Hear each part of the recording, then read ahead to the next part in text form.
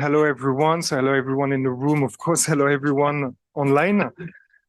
Welcome to the CSH, the Center for the Study of Social Sciences and Humanities. We are very pleased to meet all of you again today for the beginning of our new series of CSH seminars.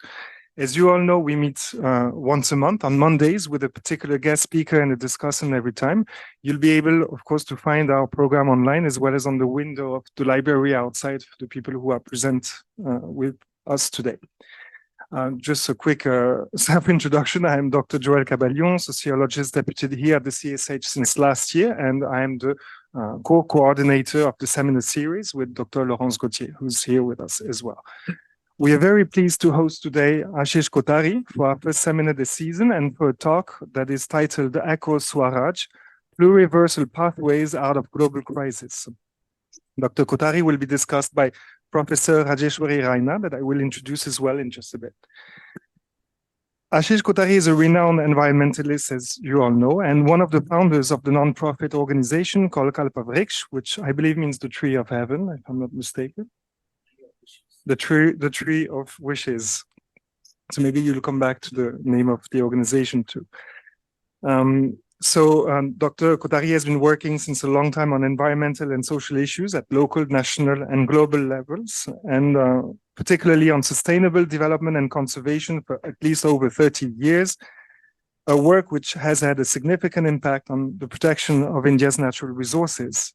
He has been active with several people's movements, such as Narmada Bachao Andolan, Beach Bachao Andolan, and helps coordinate today what you've probably seen on the pamphlet of today's seminar, which is Vikalp Sangam, Alternatives Confluence, a process that is going on in India and something on which he will talk to us about, including the global tapestry of alternatives. His work with Kalpavriksha and Vikalp Sangam focuses, we can say, on three main areas: promoting community-based conservation, advocating for environmental policies, as well as raising awareness about environmental issues. Besides these non-governmental engagements, Ashish Kothari has been a member of various UN and intergovernmental steering committees, the World Commission on Protected Areas, Convention on Biodiversity, etc., as well as served as a member of various Government of India committees for River Valley projects of the Ministry of Environment and Forest, as well as on the implementation, for instance, of the Forest Rights Act, or to design a National Wildlife Action Plan or Biodiversity Act. Last but not least, Ashish Kothari is the author or editor of at least 30 books. I will only mention 3 of them today here that seem particularly relevant in relation to our talk. One is Turning the Earth, Making of Global India. Second would be Alternative Futures, India Unshackled. And the one probably most in echo with our talk today is Pluriverse, that he co-edited, including with Arturo Escobar and other authors, a post-development dictionary. So all these books, of course, are rich with data and stories, and Ashish Kothari develops their eye-opening critiques of India's development strategy and argues for what he calls a radical ecological democracy based on the principles of environmental sustainability, social equity, and livelihood security. As we in Delhi are nearing the hosting or to suffer the presence of the G20 meeting in a couple of days, and as you say in one of your description of the book, as the world hurtles towards greater ecological devastation, we may ask in chorus with Ashish today, are there alternatives or alternative ways of meeting human needs and aspirations without trashing the earth and without leaving half of humanity behind? Allow me now to quickly introduce our discussant today. Dr. Rajeshwari Raina is Professor of Economics at Shiv Nadar University at the Department of International Relations and Governance Studies, a department that she headed, I think, between 16 and 17, if I'm right. Dr. Raina did her PhD in economics from the Center for Development Studies, CDS, at Thiruvananthapuram, Kerala University. From 1992 to 2016, she was principal scientist at NISTAD, which is the National Institute of Science, Technology, and Development Studies, and she joined Shiv Nadar University in 2016. Dr. Raina works in the field of agricultural economics, institutional and ecological economics, as well as science and technology studies. She recently published, amongst other works, in 2022 on reorienting India's agricultural policy, millets and institutional change for sustainability in the Journal of Ecological Society. And before that, on the question, amongst other things, of, I like the pun somehow, conserving economics for biodiversity. Dr. Reiner, thank you again for being here today and for accepting to discuss Ashish Kothari's talk. As a sheer reminder just of the rules of the talk, the main speaker has about 45 minutes to an hour for the presentation. Then we will have Professor Reiner discuss Ashish's presentation. And then we will, of course, open the floor in priority to people inside the room, as well for people who are online with us in hybrid format. Just do not please forget to turn off your audio and to put initially your questions, if you have any later on, in the dialog box for the presentation. Thank you to all of us again for being here today and for your attention. Ashish, the floor is yours. Thank you. Thanks. Can I be heard? Okay. Thanks a lot, Joel. It's actually nice to hear you say the floor is yours, because for the last 3 years, the floor is yours has mostly meant the screen is yours. So it's nice to actually be able to do these things again in physical format. Thanks, Joel. Thanks, Odile, for the initial invitation, and to Lahons, and of course to the rest of CSH for this opportunity. And thanks, Rajeshwari, for agreeing to be the discussant, which, to quote you yesterday when we spoke, you said you were nervous. Well, I'm also nervous with you as a discussant. So I'm going to, I think, get straight, in the interest of having maximum time for discussion, go straight into the presentation. So if you can. Yeah, thanks. This presentation is going to be in 3 parts. The first and the shortest part is the bad news. The reason it's shortest is because we're already quite depressed, most of us anyway. But also because everybody's familiar with all the multiple crises that we are in.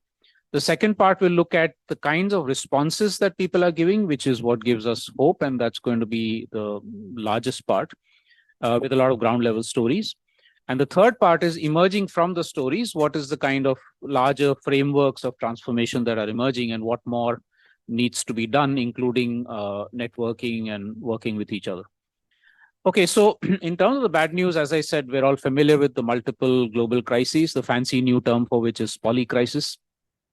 Which affect us, whether we're in some local community or as at a global community level, in different sorts of ways. This is something I don't need to elaborate.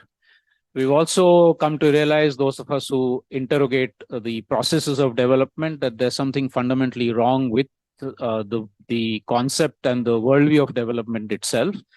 And in fact, most of what I'm going to be talking about is not alternative development or sustainable development, but alternatives to development, because we've seen that much of what comes in the name of development in countries like India is a form of violence against the rest of nature. Like you see that's an advertisement from about 25 years back of an Indian multinational corporation talking about how if we want to lay pipelines, we have to rip through jungles in Indonesia and move the earth in India.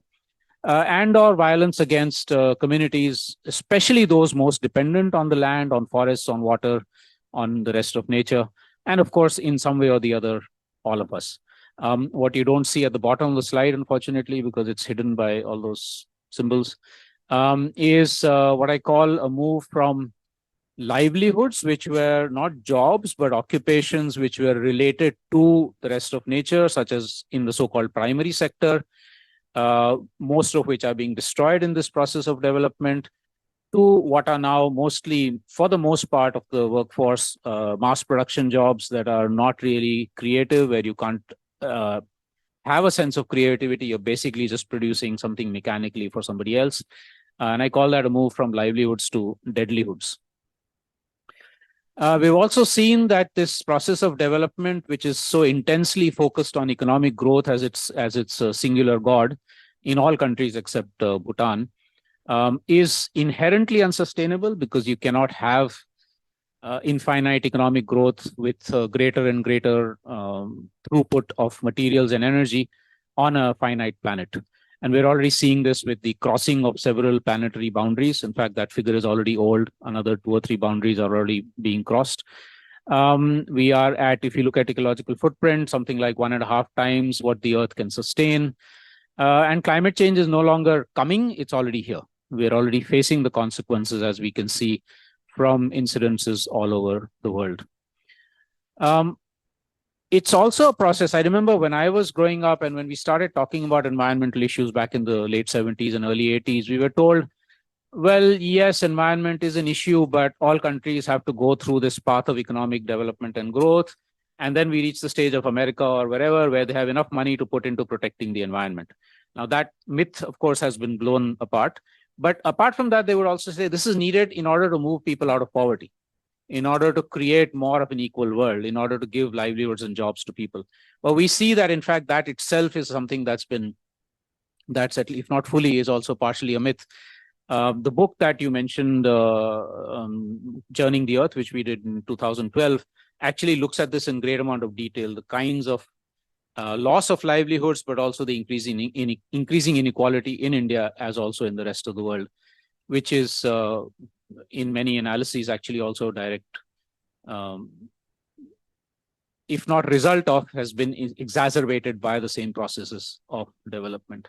And then also what we see in this process of development is paradoxically what was supposed to have brought us greater democratic spaces is, at least over the last decade or two, and especially over the last few years, is actually reducing democratic spaces in many parts of the world. Certainly here in India, we've just seen the spectacle of just a few days back, a week back, a parallel People's Summit parallel to the G20 called V20 being shut down by the police, even though it was not even out in the streets, it was indoors.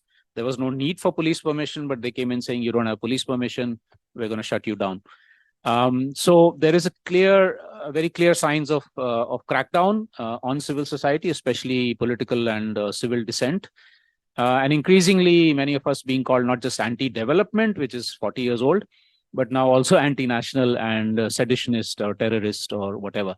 And we know worldwide also, if you look at the reports of the Global Witness group, now it's not 4, it's I think 6 or 7 people being killed every week just for defending their territories and forests and lands. So there's to my mind at least, a very clear opposition between so-called development and democracy.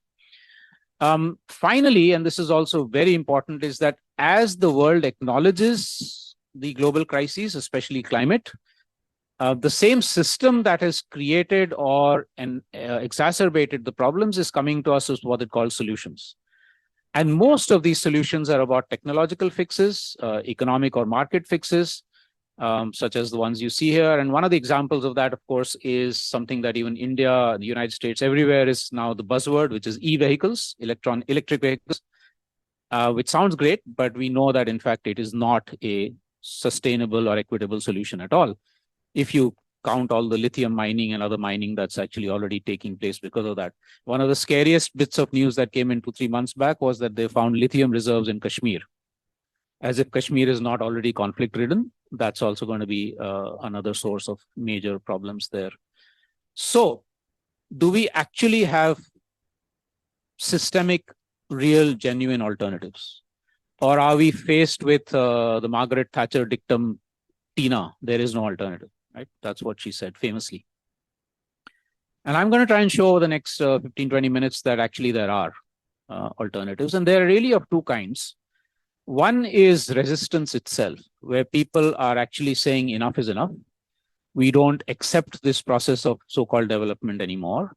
Whether it is in the form of specific projects, like this one, this is from the late 1980s, a demonstration by 300 Adivasi indigenous villages in central India on the river Indravati against 2 very large mega hydroelectricity projects that were proposed to be built on this river. Or a number of other such movements all over the world, where basically they're saying no to the project, but also to a model of development which involves projects of this kind, extractive projects, destructive projects of this kind. And in the articulation of the resistance, I think what's very interesting is that they're not just saying, we don't want to be displaced, we don't want our forests and lands to be drowned by these dams, but also that while you, the government, thinks of the river as a commodity, for us, the river is our mother. So you can see it's 2 very different civilizational ways of actually looking at, say, the rest of nature, in this case, the river.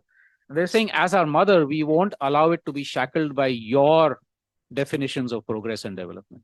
In fact, this was one of the successful examples of where they stopped those two dams. So these are movements which are not simply saying no to something, but they're also implicitly or explicitly articulating another way of looking at the rest of nature and at each other. And you can see that in one form or the other with all their flaws, but nevertheless, you can also see these in the iconic farmers movement in India, in the anti-racism movements in North America, elsewhere, in the movements for climate justice, especially the youth movements, in the movements for peace, wherever there's conflict, including, for instance, against the military junta in Burma, Myanmar, in the movements for new constitutions, like in Chile, and in the V20 people's movements over here. But along with these movements of resistance, because people also realize that it's not enough to say no, because there are real needs for food and energy and water and housing and learning and health and so on. So the creation of constructive alternatives, which are showing on the ground in very, very earthy ways. I don't like to use the word concrete. So not concrete ways, very earthy ways, that it's possible to actually meet needs and aspirations without, as you quoted from, I think, without trashing the earth and without creating these or enhancing inequalities. One of the books that we did, and I have a few copies of this for somebody if they're interested in getting it later, is Pluriverse, which has 90 examples of these from all over the world. And I'll give some of these in a few minutes. We've been documenting these examples in India, but also with networks and groups elsewhere around the world, so that people also are aware of the fact that they exist.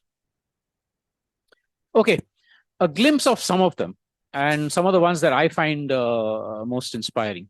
So this is from this is a last 35 years initiative of about 5,000 Dalit women farmers in Telangana. Everybody here, I'm sure, knows the caste system and the fact that as Dalit women, they are the most oppressed and marginalized section of India, especially of Hindu society, in patriarchy and casteism.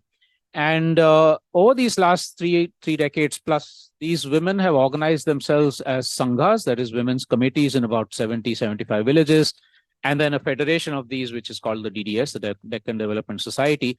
And from a situation of very dire forms of hunger and malnutrition, lack of access to educational facilities, health facilities, and of course, all the social marginalization that they face as Dalits and women, they have been able to move to not just complete food security for all their households on very marginal lands, dry land farming, very dry area, their own seeds, no pesticides, no chemicals, no external irrigation.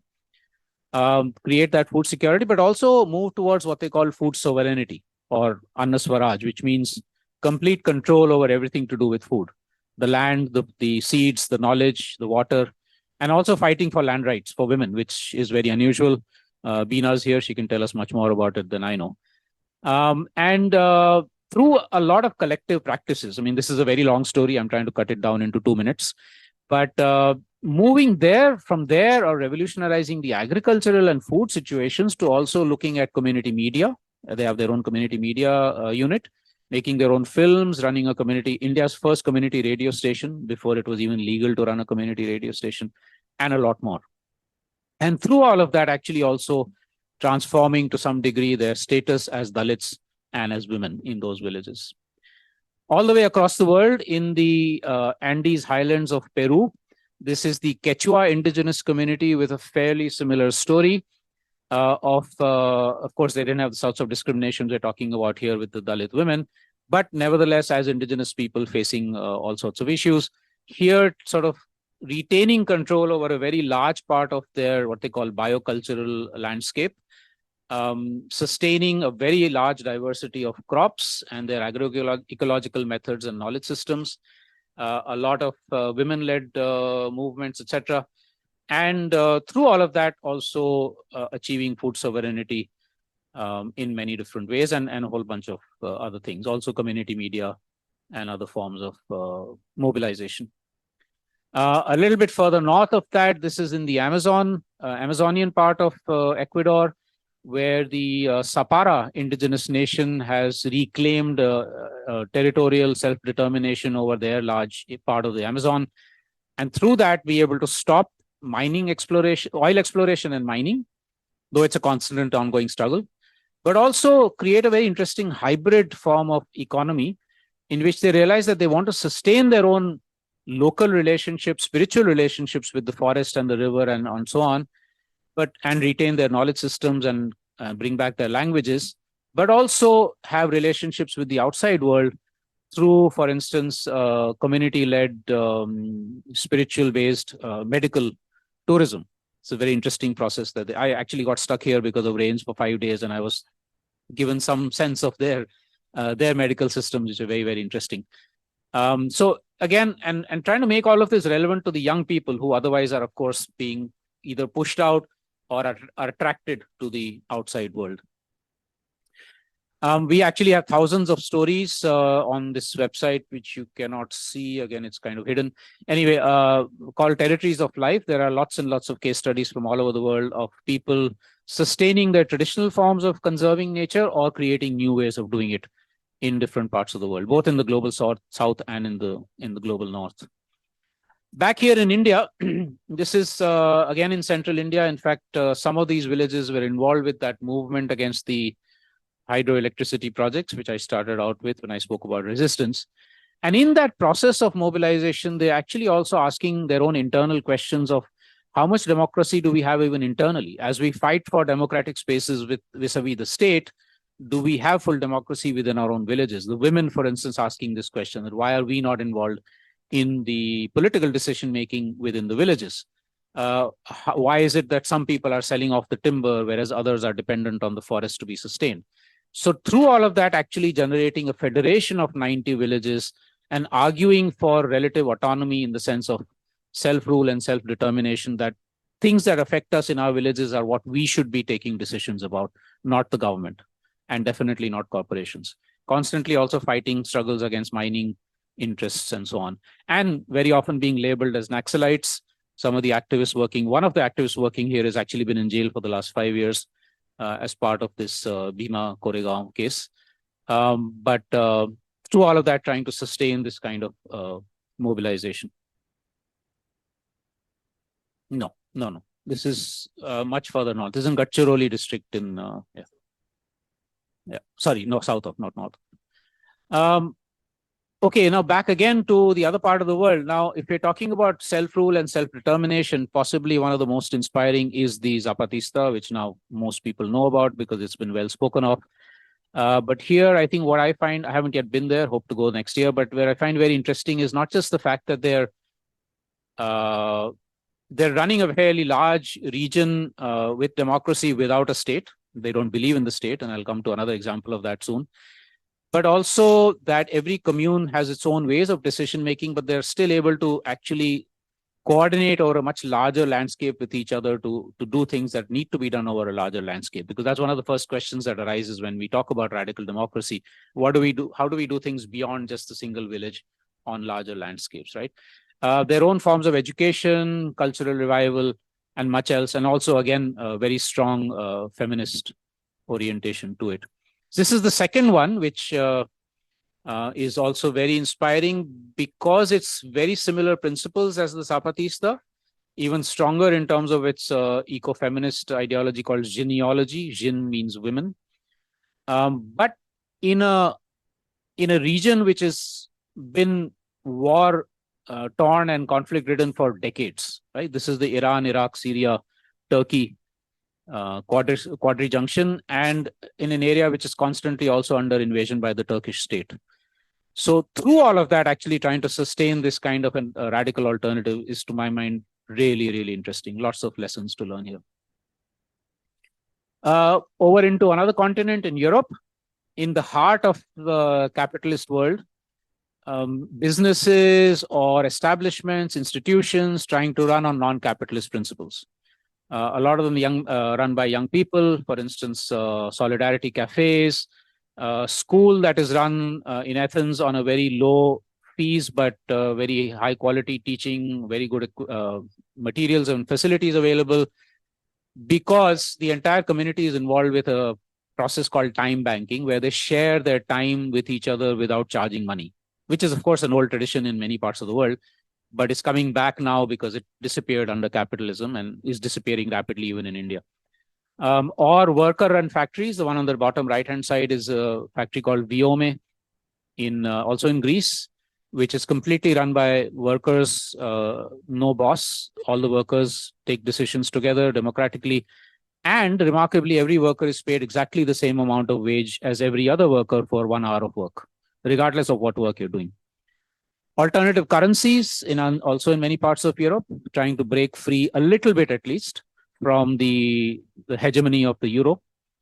And I was recently in this commune in Germany where, very interestingly, 50 people were living together who share all their income at the beginning of the year. All the income is pooled into a common fund, and anybody in the community is free to use any of that money. If you're using beyond a certain amount, you, of course, get back to the community and ask for permission. But basically, there's no such thing as private property, even private money or wealth in that commune. So a lot of very interesting things happening, even, as I said, in the midst of. Okay, every time you do that, you're going to have to click there because it stops my. No, that's fine. Go ahead, but just click the next slide, please. Yeah, thanks. Some urban examples also. This is in Bhuj. Over the last about 10 years or so, there's been a very interesting process of trying to create much more citizens' involvement and actually implement the 74th constitutional amendment of urban self-rule with localities or wards and area sabhas, as they call them, area councils, where people are involved with decision-making on what should be the housing like, how should water security be ensured, how should waste be managed, and many, many other aspects of community life, including empowering children and especially the girl child to create more safer spaces and be part of decision-making processes. 5 local civil society organizations are what are facilitating this process. And sorry, please click again. Yeah. To many other urban transformation processes across the world. For instance, this attempt at anarchic self-living in the middle of Copenhagen called Christiania for the last 4.5 decades now has been trying to live with no private property, no inheritance. All the businesses there are run by cooperatives and so on. And there's many other initiatives that we don't have the time to go into, but there's also a lot happening in urban spaces, which we can be inspired from. Finally, in terms of alternative examples, I think transforming the education system is obviously also crucial, because this is where every one of us is learning what it is to be a human being, to be a successful human being, etc. And unfortunately, most of India's schools are spaces where we learn that to be successful, I have to be rich or famous or powerful, or if possible, all three. And that it doesn't matter what happens to the rest of students in my class, I should come first. So these are spaces where, and of course, my creativity is dumbed down to what the system thinks of as being creative and artistic and so on. So these are spaces which are trying to create or recreate spaces of community learning in new situations, where inherent skills and abilities and creativity are enhanced, where it's not just stuffing things into our heads, but also what we can do with our hands, what we can do with our heart, what we can do with our feet. And for instance, that middle picture there is a school that used to be run by the same Dalit women farmers I spoke about earlier, where this person was teaching physics and chemistry while the kids were also making sugarcane juice. So it's like a full bodily experience that they're trying to sort of create. One of my favorite pastimes is actually looking at the original meanings of words. And when I was working on this, I learned that the word school comes from the Greek word schole, which meant leisure or learning with leisure. 95% of India's schools are anything but leisure. So sometimes original meanings of words get completely distorted. Okay, just a quick a little bite on this, which is that over the last 3 years, looking at the very severe impacts of COVID in terms of health, but also even more so in terms of the economic collapse because of the ways in which governments imposed lockdowns. We have put together about 70 examples of where communities were more resilient, both in villages and in cities, and why that was the case, why they were able to be food secure or livelihood secure or health secure or all three. What were the community systems that sort of sustained them or were revived in order to be sustained through this? And one very crucial part of that was also collective control over local resources, forests or other means of production, localized exchange systems, food that was available locally because they were being grown locally, etc. So these are some very, very interesting lessons and learnings from these stories from different parts of the world. Okay, the last part of what I'll do is, how am I doing on time? I'm fine, okay. Another 10, 12 minutes. So in terms of looking at, I mean, I can go on and on with stories for many days because that's what I really like doing, storytelling. But moving from these initiatives and examples to actually looking at what are the overall frameworks, I don't want to talk about a single framework, but frameworks of transformation that are emerging from the ground. I mean, these are not things that I've cooked up myself. This is what we've learned from these people. And there's some very, very interesting things that are actually emerging of what's already happening, but of course, a lot more that needs to happen. One way in which we're trying to understand this is what we call the flower of transformation. So these are 5 petals in which we're looking at these initiatives: the political, the economic, the social, cultural, and ecological.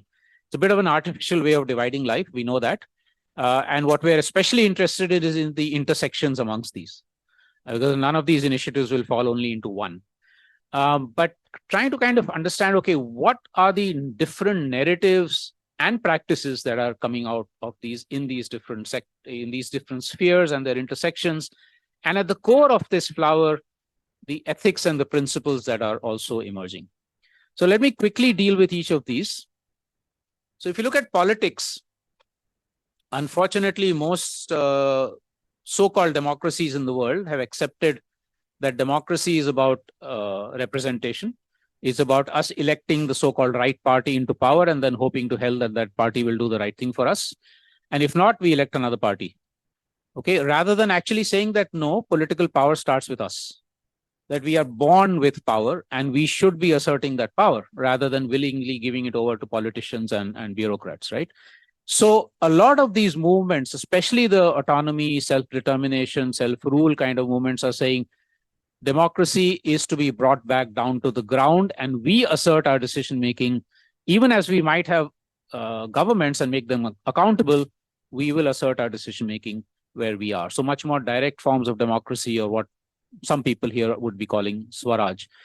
But then we also have larger levels of decision-making. So there will be still representative bodies.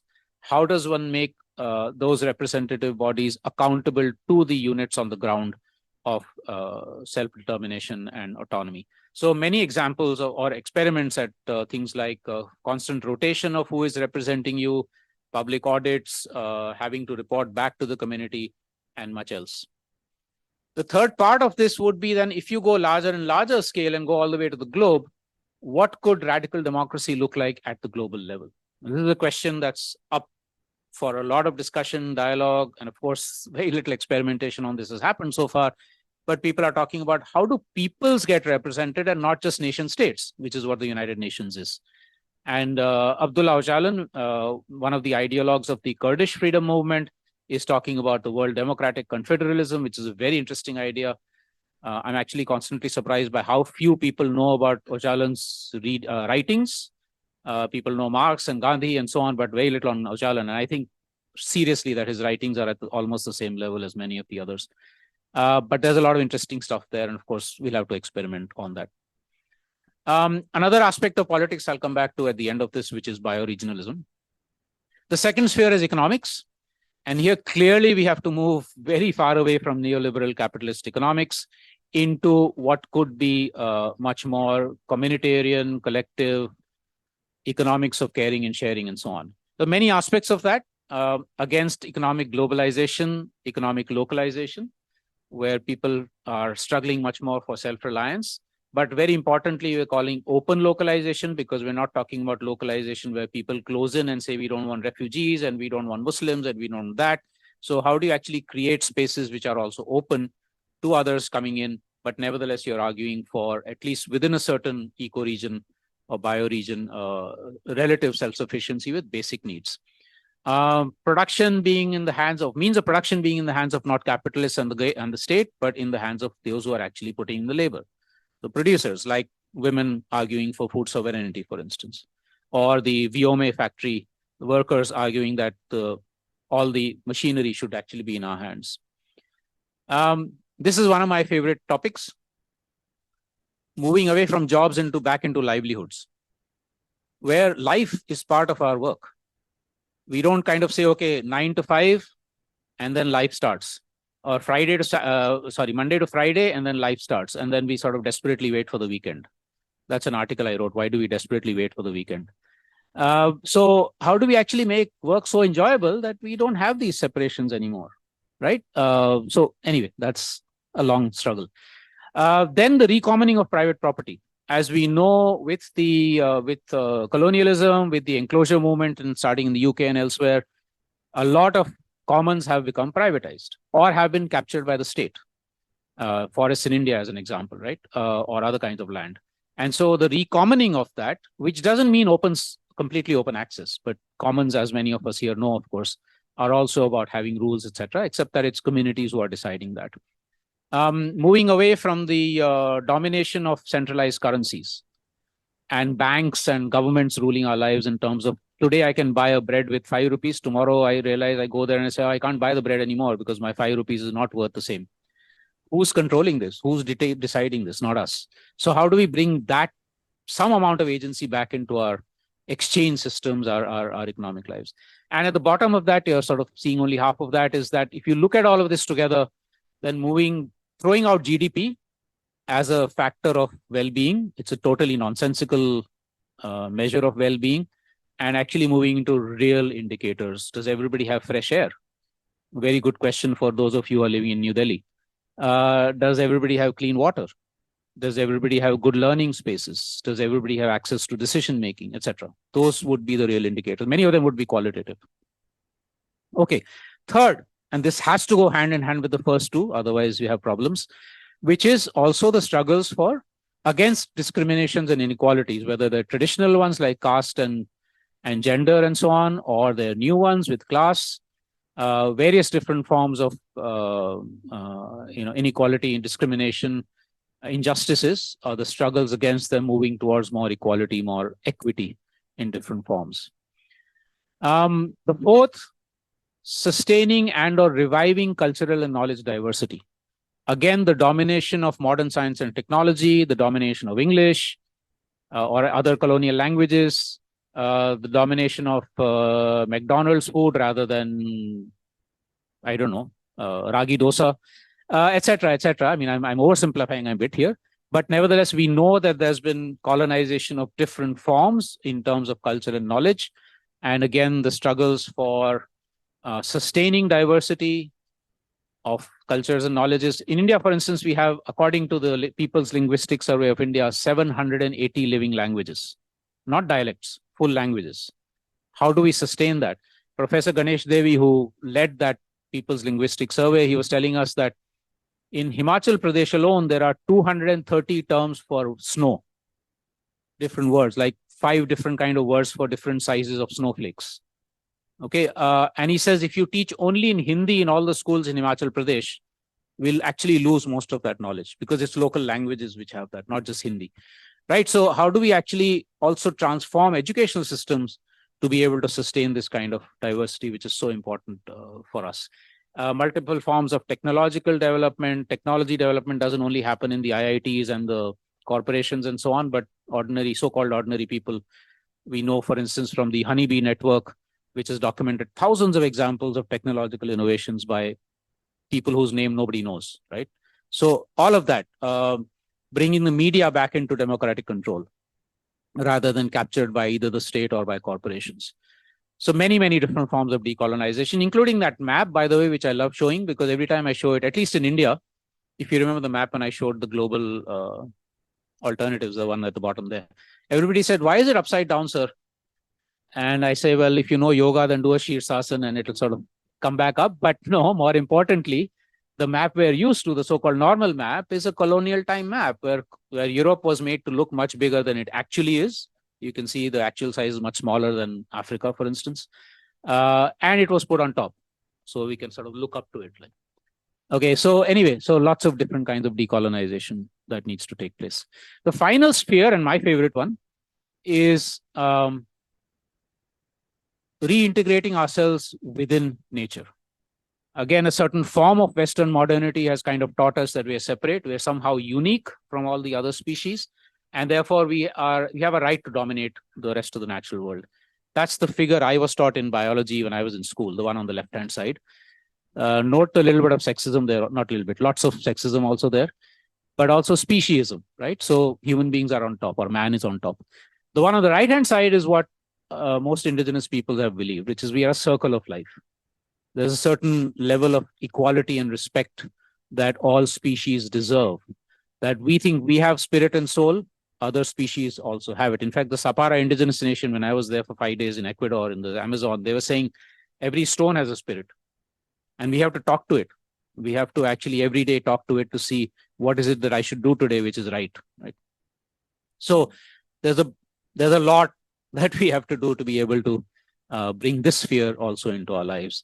And that leads also to this movement that's growing pace in different parts of the world within the formal juridical or legal systems, which is to bring the rights of nature also into a legal framework. I think that's a limited framework. I think we have to go well beyond that into respect. But anyway, in some context, that at least might be a first step. The rights of rivers, the rights of mountains, the rights of other species. Okay, putting all of this together, this is a discussion that's been happening for some time, more and more needs to happen, which is how do we also look at political boundaries from all these different perspectives? So South Asia is divided into what, 7 or 8 countries, right? Partly old imperial histories, partly colonial history, for different reasons. And what that has done is it's divided natural flows like rivers and cultural and economic flows like migrant populations, nomadic populations, or trade routes, like say between India and Tibet. That's divided by fences and armies on all sides. Even wildlife is not able to go back and forth, migrate as it used to. So can we rethink, in this case, let's say South Asia, from a biological, ecological, cultural perspective to see how can we reconnect these spaces and think beyond boundaries? Very long-term vision, no idea if it's possible or not, but at least is worth thinking about. And there are other parts of the world where this is already, in fact, beginning to happen. Okay, at the core of this flower of transformation is what I would call the most important part of this. You know, a lot of people, when they look at these examples, they ask me, okay, how do we replicate the Deccan Development Society in my area? Or how do we replicate what's happening in Bhuj in New Delhi? Or how do we upscale that? Okay, that's a normal question. You got a small example. How do we make it bigger and bigger and bigger and bigger, right? And my response has always been that these are wrong approaches. You cannot replicate because every place is different, culturally, ecologically, politically, etc. And upscaling means you're actually going to end up losing the original spirit of that thing, which is what's happened to a lot of NGOs also. I'm not even talking about corporations and governments, but even NGOs. They become bigger and bigger and they actually end up losing maybe a lot of their original values.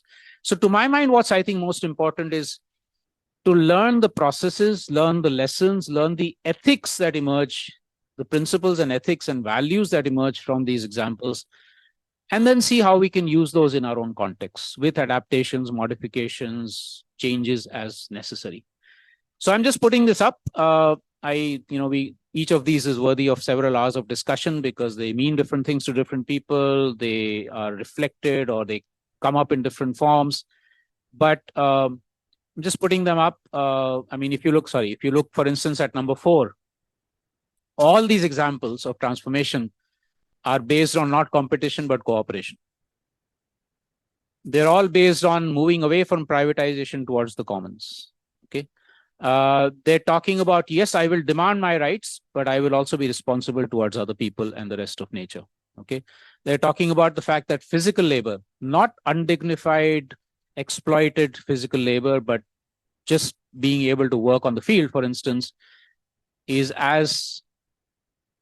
should be the same status as intellectual labor. I mean, why should somebody who writes about organic farming be paid more than the organic farmer?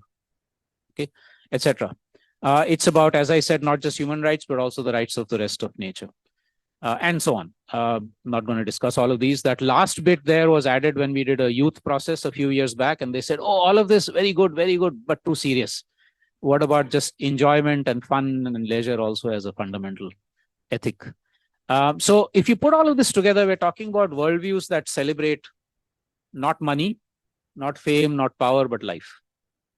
It sounds simple, but it upturns a whole lot of things that we're kind of used to. One of these worldviews is emerging from some of the Indian contexts. Swaraj, as I mentioned a couple of times, which of course came back in a big way during the independence movement, where kind of Gandhi spoke about it. But I think it was very important also that, as he mentioned and many others have, that it's not just about India's independence as a nation state from the British colonial rule. That was important.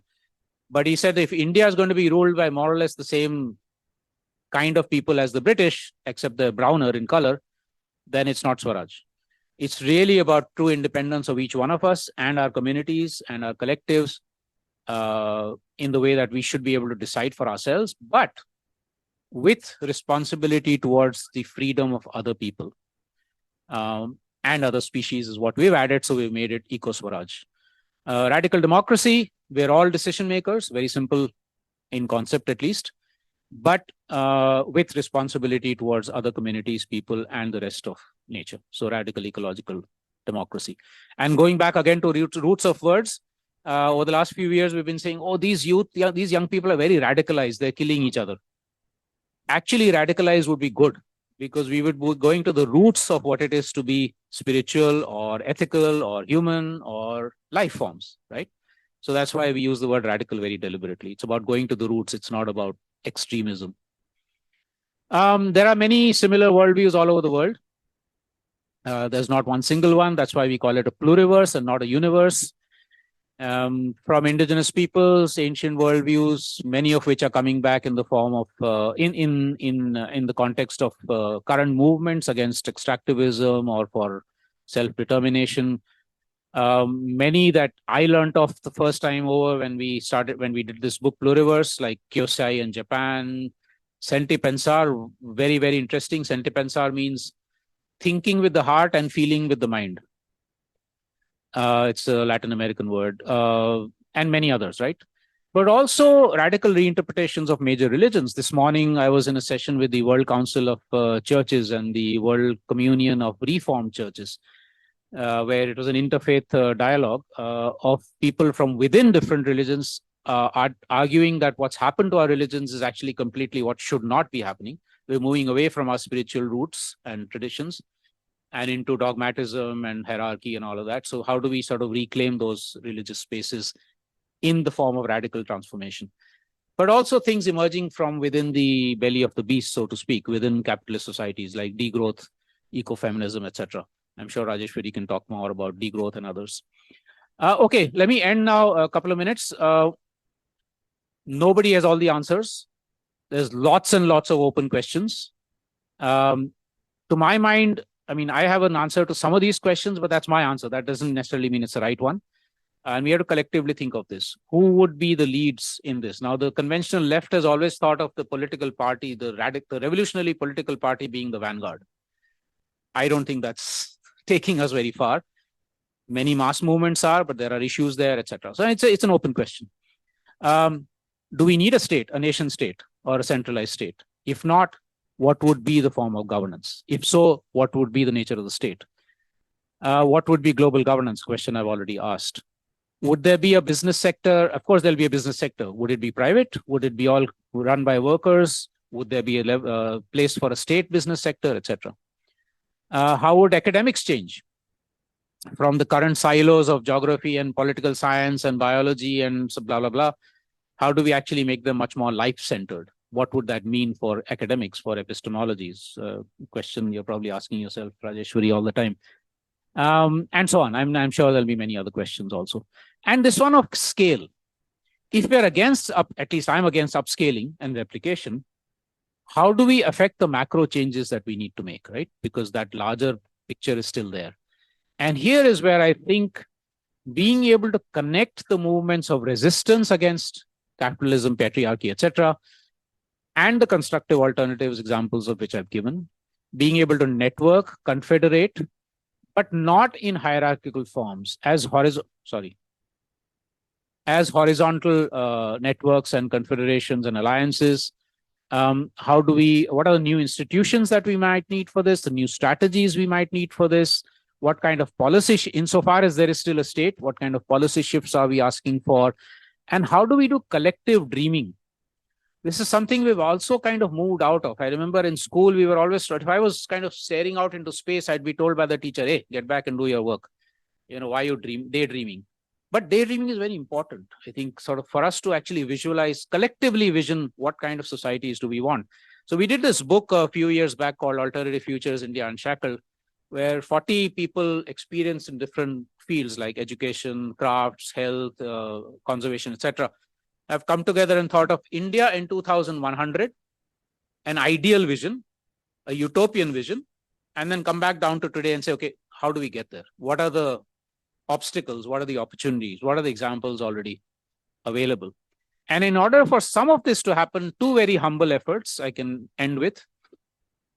One is Vikalp Sangam, or the Confluence of Alternatives, started in 2014, trying to bring together people in these different sectors, work across themes, across geographies, across cultures, collaborate with each other, strengthen each other, ask each other critical questions, create more of a critical mass for local to policy shifts. We've done about 30 such sangams or confluences of many days each, and then documenting stories of transformation. Anybody ever feeling depressed in life, please go to this website. I promise you, at least for a few minutes, you'll cheer up, because good things are happening. Okay, it's not all bad out there. And then learning from this example, kind of connecting to similar networks, other parts of the world, this global tapestry. We just held our first physical assembly, 65 people from 25 countries coming together in Kenya to try and see how do we build this global tapestry horizontally without hierarchies as a pluriverse, acknowledging uniqueness and individuality, but of these movements, but also the connections that we share with each other. These are some of the global regional networks already involved with this global tapestry. Many different kinds of movements, social, political, economic, ecological, etc. And this website, like the India one, this is the one with stories of transformation from many different parts of the world. So with that, these are two books I've already mentioned that I spoke about. Pluriverse, by the way, is now available in 6 languages. The latest is French, and German is coming out next month. It's 100 stories of radical transformations from different parts of the world. I love this thing because everybody says, oh, nice, utopian, but what's the point? Because we're never going to get there. So this is an Argentinian filmmaker, Fernando Birri, who was quoted by the famous Latin American poet Galeano. I'll leave it there for you to read. I don't know if you can read the bottom part, but okay, I'll just read it out. Utopia is on the horizon. I move 2 steps closer. It moves 2 steps further away. I walk another 10 steps and it runs another 10 steps further. So as much as I may walk, I never reach it. So what's the point of utopia? The point is this: it makes us continuously advance. At least we're moving somewhere in a direction we want to move towards. Thank you. Thank you very much, Ashish, for this very lucid talk, and of course for the hopeful part of the talk as well, which is obviously something that changes from many academic discussions very often. We leave the floor now to you, Rajeshwari Raina, and very happy to have you discuss Ashish's presentation. I'll take about 10 minutes. Okay. Okay. Just stop me when you're fed up then. Okay, thank you. It's an honor to be here, and thank you very much, Joel, for this invitation, and Odile and others here. Like I told Ashish yesterday, I'm a little nervous about this because what I'm going to say is, I mean, there's of course this what we heard now from Ashish is yes, a dream, that but a dream that several people are actually living. I mean, that they're actually making things happen in their own environments, in their own food systems, in their own seed exchanges, and their own ways of conserving things. So the question is, why isn't this being taken up the world over? Yeah, why are we facing this? I mean, let's take the example of this Canadian wildfires, right? I mean, people are now asking, when we estimated the, well, let's say the damage due to climate change, almost all the damage, there's the most severe damage was expected to happen in the global south, right? I mean, that's the dumb thing. Fine. And, oh, these people didn't cause the damage, fine, but they're the ones who will suffer the most. Now we're also realizing that we're all on the same planet. I mean, that is the pluriverse that we heard now. We have, maybe some of us will be shipped to the moon and live there. But right now, I mean, at least for the next few generations to come, we have to make do with this earth, and it doesn't look like it's going to be a pleasant living. So I'm just going to focus on one question that, as Ashish rightly said, bothers me. How do we as academics, as people who teach the younger generation, which is actually a very, very painful experience when you realize that, well, half the concepts that you teach are already outdated, you know, that the world is hitting you in the face saying this is not a useful concept already, and you're still teaching that, right? So how do you do this? I mean, how do you live in, let's say, a schizophrenic existence? You know, you know that this is wrong, right? There's some work that we spoke about, and Mari and I work on questions of the meso level. What is the significance of the meso level? Why the meso level? Yeah, there is this group that in steady state Manchester, a small group that works on Herman Daly's principles of, you know, a steady state. Yeah, a group that is building with the city, with private parties who are also investing in this process, a reasonably sustainable city space. Yeah, so steady state Manchester is actually creating links with rural Manchester, building, well, not just businesses, but also education, tools to learn from what's happening here. So academics are also changing. Yeah, I mean, there's not just all rigid, right?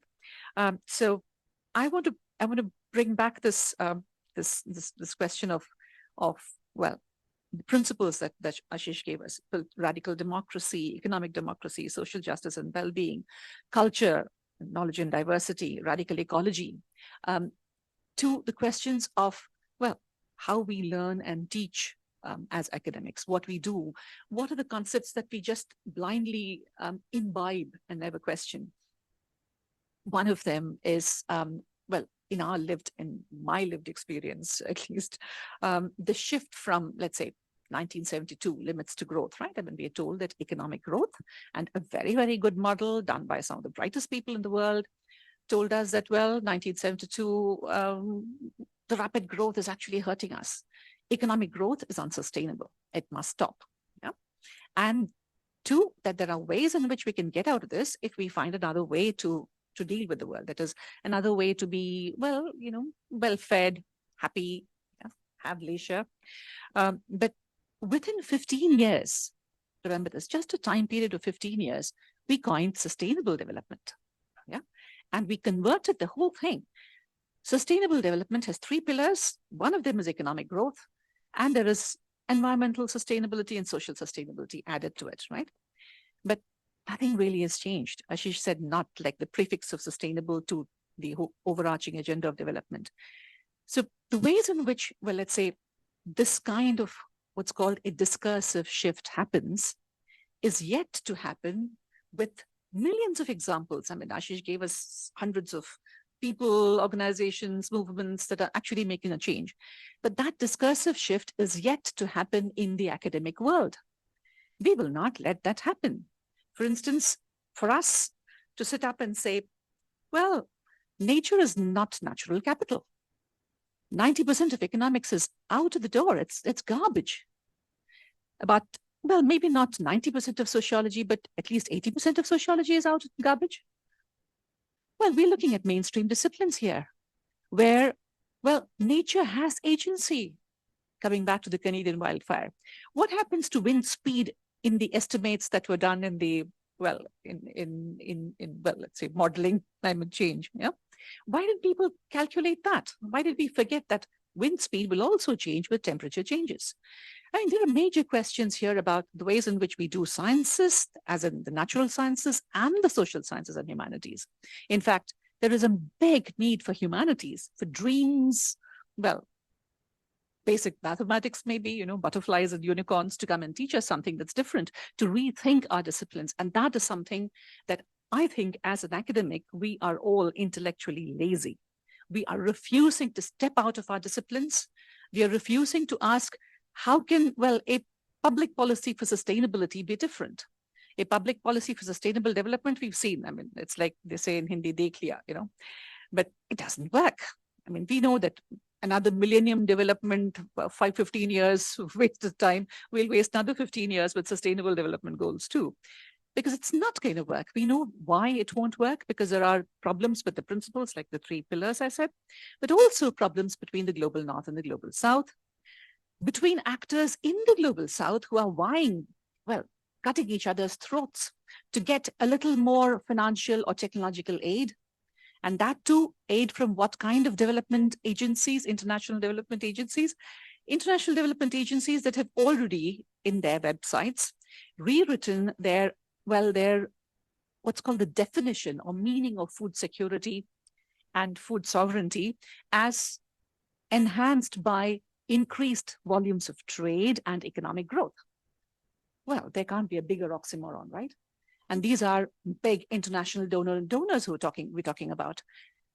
When we as, well, countries in the global south vie with each other for more of this aid or more of these, we are actually pushing ourselves further down the brink, or whatever we want to see it. For us, it's not as if there aren't lessons, as Ashish said, even in academia, even in this, well, let's say, slightly desolate world of ours in academics, we do have lessons. You know, Malte Faber's work, for instance, where he says, I'm so grateful that you mentioned time, Ashish. Malte Faber writes in 2008 in Ecological Economics, he says that nature, justice, and time are 3 concepts that are missing in mainstream economics. Yeah. And again, not just neoclassical economics, it's kind of missing in Marxist economics too. Yeah. Of course, let's take it for, I mean, Marx did say that soil and labor, the original sources of all wealth. Yeah, Marx did say that. Somehow the Marxists just dropped soil. Yeah, great. But the fact that nature has agency and that, well, we in our, well, socially constructed disciplines do not respect that agency is something that's hitting us hard in the face, and we have to acknowledge it. We have to rethink our disciplines, the ways, lessons from Pluriverse will, may never get to this point that I said, you know, that 15 years, the space between 1972 to 1987, to shift, to turn the tables completely, you know, to say economic growth is good, we need it, of course. Without that, the poor won't get any money. Poor still don't get any money, right? So the point is, or don't get a decent life anyway, right? So to create that space, to create the ability for our systems to change into more progressive, degrowth, post-growth, we can call it in different names.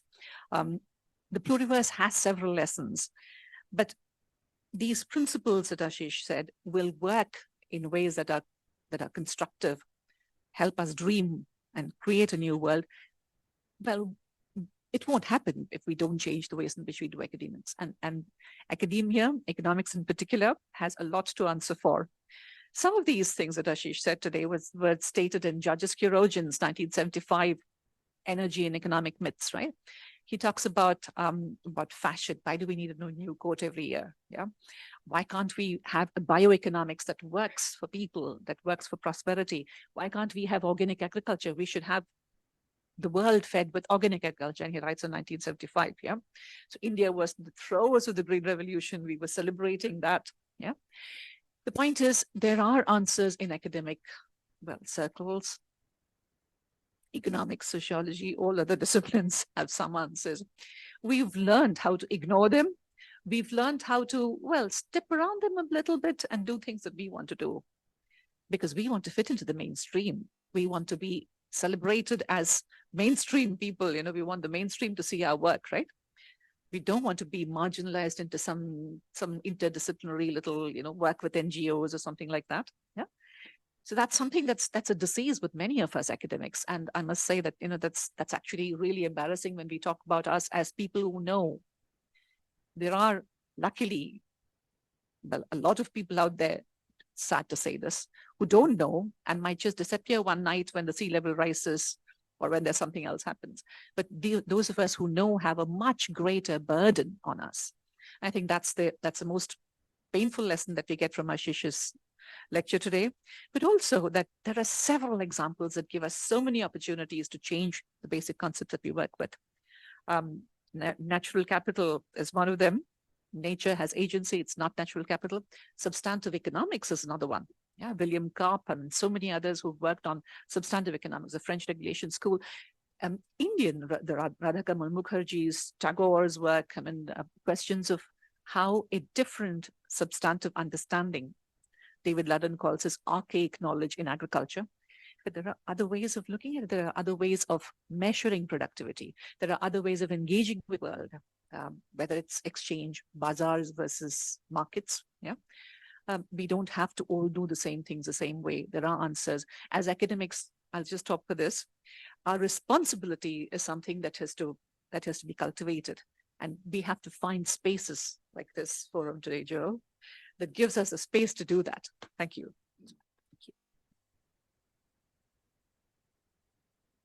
Thank you very much. Just a quick announcement, in particular also for the people online. The next seminar will be on 23rd October with our guest speaker, Roland Lardinois. Thank you very much for being here and with us today and for your attention. Have a good evening and see you next time.